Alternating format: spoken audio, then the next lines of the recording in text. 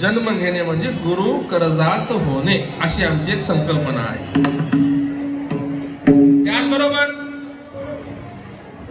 या वीरशैव धर्म संस्कृतीच्या गुरु परंपरेचा जर अभ्यास केला तर बघा, भगवान शिवानी भगवती माता पार्वतीला आगम सांगितले म्हणून आम्ही पहिले गुरु भगवान शिवालाच मानतो. त्यानंतर त्यांच्याच सत्योजात वामदेव अघोर तत्व शिष्याने पंचमुखातून युग परत्वे निर्माण झालेले आम्ही आचार्य मानतो. त्या आचार्यांचे 5 पीठ आहेत आणि त्या प्रत्येक पीठाला शाखा मठ आहे. त्या शाखा मठामध्ये सुद्धा काही ब्रह्ममठ आहे, काही कट्टी मठ आहे, काही सामान्य मठ आहे, ते देशिक मठ आहे. त्यानंतर आपले मठदेव आहे, मठस्थली आहे. ही एक धर्माची व्यवस्था होती एका काळामध्ये. कदाचित आज ती श्रृंखला, ती व्यवस्था थोडी बहुत मागे पुढे पलटली असेल, परंतु एका काळात अशी सुंदर असं नियोजन होतं. मठस्थलीय नंतर आमचे मठपती होते, गणाचार्य होते. अलग लक्षात, जे लिंगायत देशमुख मंडळी होते ना, त्यांना देशमुखीच्या व्यतिरिक्त अजून एक अधिक ऍडिशनल चार्ज होता, गणाचार्य. धर्माचं रक्षण करायची जबाबदारी त्यांची होती. कारण निदान काळ मोगल काळ होता. काही देशमुखांना एक पदवी विशेष होती, ती म्हणजे गणाचार्य. बरोबर आहे ना? आणि म्हणून ही एक परंपरा आहे. त्या परंपरेमध्ये हा भक्ती स्वामींचा जो मठ अत्यंत प्राचीन मठ आहे, 1200-1300 वर्षाची परंपरा असलेला आणि एक शाखा मठ असलेला ब्रह्ममठ. आणि या गुरु परंपरेत गुरुचं महत्व मग सांगितलं की आम्ही आईच्या उदरातून जन्मलो, केवळ प्रपंच आरंभ झाला, पण आध्यात्मिक जर जीवन आमचा आरंभ करायचा असेल तर गुरु करजात होणं आवश्यक आहे. सद्गुरु महाराज दीक्षा देतात, त्यासाठी वय सांगितलं 8 ते 16. बालपणी दीक्षा लावली गुरुची, बालपणी दीक्षा लावली गुरुची, बालपणी दीक्षा लावली गुरुची, बालपणी दीक्षा लावली गुरुची, बालपणी दीक्षा लावली गुरुची, बालपणी दीक्षा लावली गुरुची,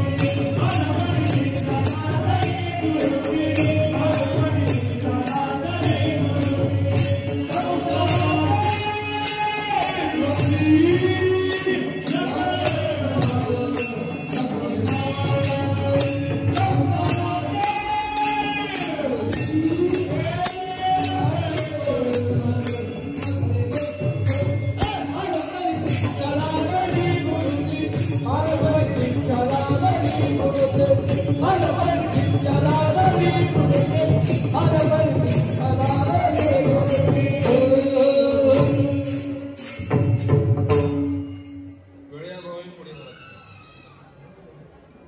म्हणून या आमच्या धर्म संस्कृतीमध्ये गुरुचं अनन्य साधारण असं महत्व आहे. गुरु करजात होणं, त्यानंतर आध्यात्मिक जीवन सुरू होतं. आता त्यातही गुरुचं स्वरूप, गुरुचे प्रकार सांगणार असताना मनोहर टोळे सांगतात, गुरु तर अनेक प्रकारचे, जे आपल्या शिष्याला संस्कृती देण्याचा अधिकार आहे ते आपल्यासारखे सद्गुरू म्हणते.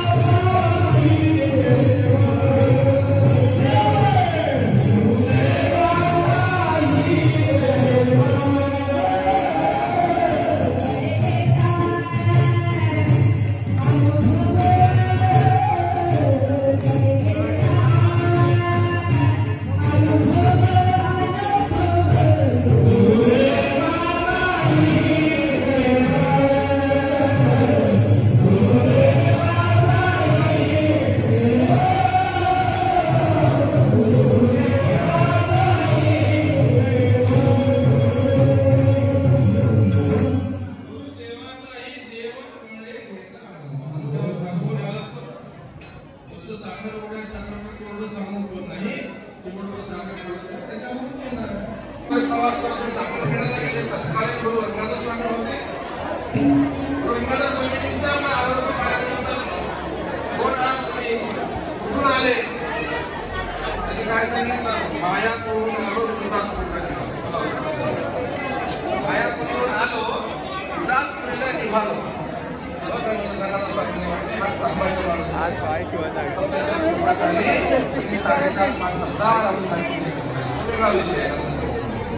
अशा रीतीनं पात्र पाहिजे.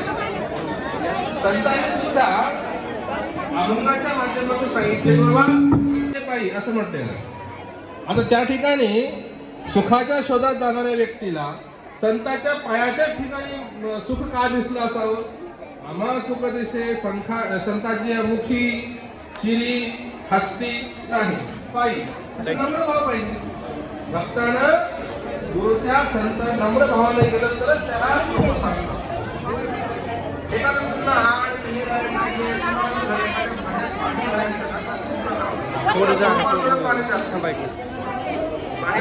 पाणी त्या सामान्य म्हणून आम्हाला गुरुकडे जाणे आणि त्याच्या गुरुसाठी आम्हाला पास करावं लागतं.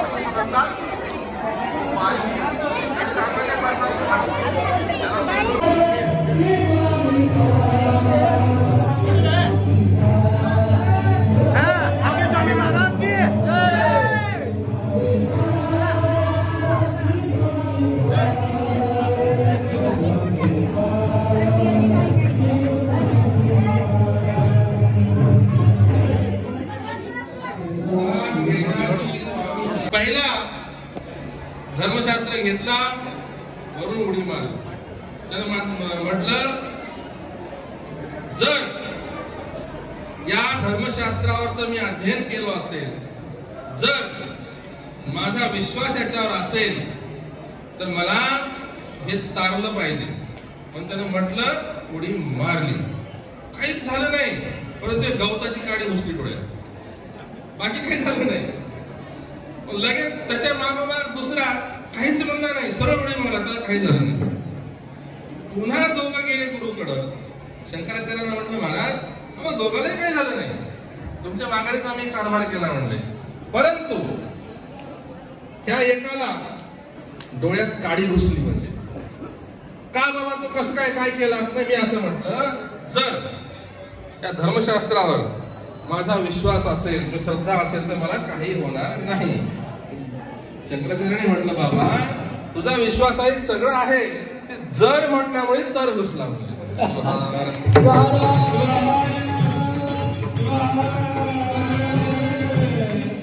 अजून जर कशाला आहेच ना हो विश्वास अजून जर कशाला. एका रागारागाने एक जुना काळ होता एक माऊली आत्महत्याच करतो म्हणून निघाली. नवरा बायकोचं भांडण झालं आत्महत्याच करतो म्हणून निघाली म्हणे. अंधार पडला तोपर्यंत गावाशेजारी नदी होते तर नदीत उडी मारायचं तर जीवन द्यायचा. निघाली ते काय केली माहितीये का हातात एक बॅटरी घेऊन वाटत एक शेतकऱ्याची नांगर होते आठवड्यात इतकं नदी कोण चाललंय बाबा नाही मावशी थांब काय नाही म्हणजे मला आत्महत्या करायची.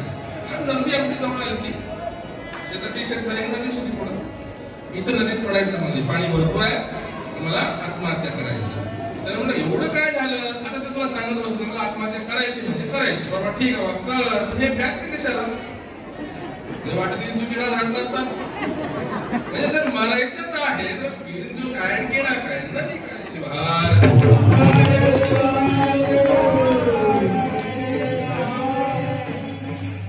बघा असं नाही चालणार. इथं संत लक्ष्मणात काय सांगतात की गुरु प्रसाद घेता की स्वामीचा नाश होईल षडरी. घेतल्याबरोबर इथं जर नाही तर नाही किंतु नाही परंतु नाही. घेताची त्या एका चकाराने किती अर्थ बदलतो बघा. नाहीतर घेतल्यानंतर म्हणून विलंब होते.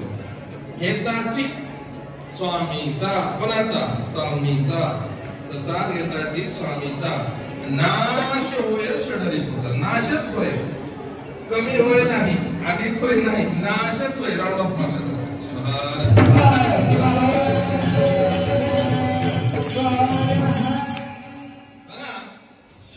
रिपू षड म्हणजे 6, रिपू म्हणजे शत्रू, आरी, वैरी, दुश्मन वगैरे वगैरे असं म्हणतात.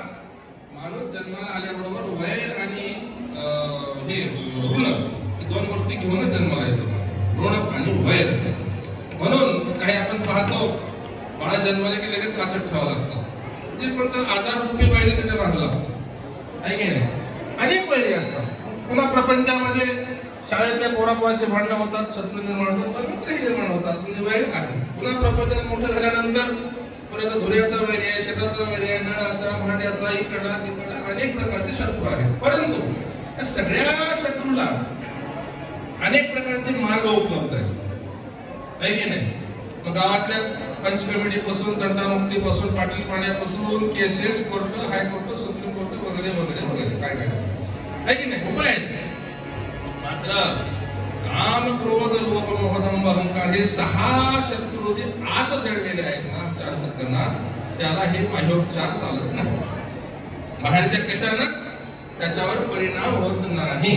म्हणून तिथं प्रसादच लागतो. मी मगाशी सांगितलं होतं नैर्मल्य म्हणून अंतःकरण स्वच्छ झाल्याशिवाय आनंद मिळत नाही. जर तुमच्या मनामध्ये काम आहे, क्रोध आहे, एखाद्याविषयी लोभ आहे, दंभ, अहंकार भरलेला आहे, तुम्ही प्रसादाचा परिणाम तुमच्यावर होत नाही. बघा पण या 6 वैर्यामध्ये नाश वैर षडरिपूचा प्रसाद घेतल्यानंतर 6 मध्ये पहिला आहे काम. उदाहरणार्थ थोडं सोपं करून सांगतो मी. काम म्हणजे इच्छा. शास्त्र असं सांगतं की आम्ही आयुष्याच्या शेवटच्या क्षणी जी इच्छा आपली जर काही राहून गेल्या त्या पूर्ण करण्यासाठी, त्या भोगण्यासाठी परत जन्माला यावं लागतं असं सांगितलेलं. किंवा काम म्हणजे इच्छा.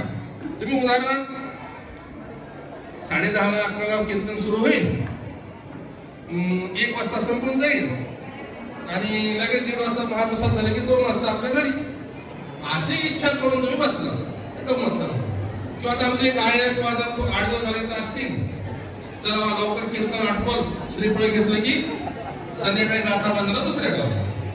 तर इच्छा धरून हे सुरू केलं, तुम्ही बसला, पण मला झाला यायला उशीर. गमत सांगतो तुम्हाला, कीर्तन झालं सुरू 12 वाजता, संपूर्ण 4 वाजता, कसं होईल मग काय होईल. 12 वाजेपर्यंत जी ओढ लागली होती, महाराज तेव्हा येतात, कीर्तन तेव्हा सुरू होतं आणि ते उशीर झाला ह्या भानगडीत गंमत अशी झाली माझी सुद्धा. एवढा गोंधळून गेलो की अभंग पूर्ण झाला होता का नाही, मला आले की आता मी अडकून सुरू झाला. शिवहार अभंग म्हणत होते, त्याचा कळत झालं की नाही माझं नाही लक्षात नाही, म्हणजे असं त्याचे झालेलं बरोबर आहे. जे काही झालेलं ते हळू स्वामी बघून. तर काम म्हणजे इच्छा आणि कामाचं एक वैशिष्ट्य आहे. काम पूर्ण नाही झाला, काम तृप्त नाही झाला की क्रोध उत्पन्न होतो, राग येतो. मी मगाशी म्हटल्यासारखं 1 ला कीर्तन संपलं तर बरं आहे, 1 जागी 1.5 2 खूप झाले तर 4 पर्यंत लांबलं मग मात्र राग येतो. हे कोणी तारीख घेतली असं महाराजांची, कुणी बोलवलं, हे काही संपलं झालंय, समोर बसलो, उठता येईना, बसता येईना, आवडते की नाही, राग होतो. काम पूर्ण नाही झाला, इच्छा पूर्ण झाली की क्रोध. म्हणून माऊली सुद्धा सांगतात कामाचा तो पुत्र क्रोध म्हणतात, कामापासून क्रोध उत्पन्न होतो. बघा त्याचबरोबर आज परिस्थिती अशी झालेली आहे की या प्रत्येकाच्या भागात काम लागलं प्रत्येकाला. मला सुद्धा 1 तास उशीर का झाला, मठात जेसीबी लावला होता, काम होतं म्हणून उशीर झाला. आम्ही म्हणलं एखाद्या माणसाला का हो आम्ही कीर्तनाला आलो होतो तुम्ही दिसले नाही, म्हटलं काम होतं मी लवकरच गेलो गावाकडे. म्हणजे कामे नाडीने जनाला अंतरपणे परमार्थाला, काम देशी आले सरे मनमत म्हणे नाम स्मरे. बघा काम प्रत्येकाला नाडलंय आणि त्याचा उपाय मनमत बोलायला काय सांगतात, नाम स्मरे. कशाने सरतो हा नाम, म्हणजे काम हा पहिला 6 पैकी पहिला. त्यानंतर काम तृप्त नाही झालं की क्रोध आहे, म्हणजे क्रोधाला अग्नी सुद्धा असं म्हटलेलं आहे. क्रोधाला अग्नी ही सुद्धा एक उपमा आहे. राग आला ना त्या रागात पोटी माणूस नको ते कृत्य करतो आणि लोभ मोहाचं तर कडलोटच झालेलं आहे सध्याच्या काळामध्ये. आणि दंभ अहंकार, थोडक्यात आता मी अहंकार सांगून आपण पुढे जाऊ. तर अहंकार असा आहे की खर तर जीवात्म्याच्या ठिकाणी जन्म झाला म्हणजे अहंकार आलाच. अहंकार असा आहे की सगळ्याचा बाप आहे म्हणून. म्हणून माऊली म्हणतात एका ठिकाणी एकला अहंकार त्यागिता त्यागिले सर्व. सगळ्यांचा बाप कोण आहे? अहंकार आहे. म्हणून एका कवीनं एक अन्योक्ती आहे बघा. अन्योक्ती कशी लागते? वाच्यार्थ वेगळा असतो, लक्षार्थ वेगळा असतो. म्हणून एका कवीनं काय सांगितलं? माय बापी जीवेशी मारावे. बघा ते म्हणाल आतापर्यंत 7-8 कीर्तन झाले, सगळ्या कीर्तनाने सांगितलं माय बापाची सेवा करा. तुम्ही कुठं सांगता? पण माय बापाशी जीवेची मारावे, माय बापी जीवेची मारावे. जिवंत ठेवू नका, मारूनच टाका मारत. काही लोक म्हणतात बरं झालं महाराजांनी मोकळी दिली आहे नाही. पुढे म्हणतात धराचरण बा एकाचे, धराचरण बायकाचे. काय जरा म्हणजे जरूरच काम आहे. करावे भजन गाढवाचे. बघा पण हे अन्योक्ती आहे, लक्षात घ्या. याचा वाच्यार्थ वेळ खूप मोठी आहे, थोडक्यात सांगायला वेळ अभावी. तर माया बापी जीवेशी मारावे याचा अर्थ असा होतो की माया, इच्छा, कामना ही आमची माय आहे आणि अहंकार हा आमचा बाप आहे. ह्या दोन्हीमुळे आम्हाला परत परत जन्माला यावं लागतं. जन्मदाते मायबाप आई वडील हे निमित्त मात्र आहेत. या जीवाला परत परत या योनीमध्ये येण्यासाठी हे दोघं कारणीभूत आहेत. माया, अहंकार, काम, इच्छा, अहंकार, वासना हे कारणीभूत आहेत. म्हणून तुम्ही ही माया, ही इच्छा, ही कामना आणि तो बाप म्हणजे अहंकार त्याला मारा. त्याला मारणं हे सोपं नाही. त्यासाठी एखाद्या सद्गुरूला शरण जा, त्याचे चरण धरावे. चरण बा एकाचे, बायकांचे नाही, बा एकाचे. आणि त्यासाठी अजून काय करावं लागेल? करावे भजन गाढवाचे. गाढव नावाच्या प्राण्याचे नाही, गाढवाचे. अंतःकरणातून परा पश्यंती मध्यमा वैखरी आपल्या 4 वेळा सांगितले. अंतःकरणातून साध्या भाषेत भूमीच्या देठापासून भजन करा, तर आम्ही याच्यावर विजय मिळवू शकतो. आता करायचं भजन आपलं.